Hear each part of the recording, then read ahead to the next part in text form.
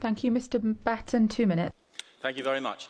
This report on subsidiarity and proportionality quotes Article 5 of the treaty, which says notionally invites consideration of whether exercise of an EU competence is necessary or could properly and effectively be done at the member state level. Oh, well, how very decent of you to actually concede that some laws should actually be made by democratic nation states and not the EU.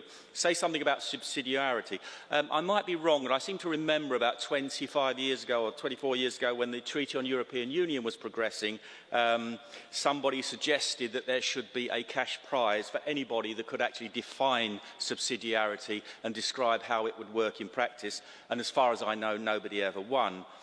Proportionality is a bit late when the EU now controls most areas of domestic policy and most of our laws now come from the EU, down to the wattage in electric kettles, toasters and vacuum cleaners. And we recently saw the British Prime Minister on his hands and knees begging the EU to allow him to reduce VAT on tampons, which is something that he is powerless to do.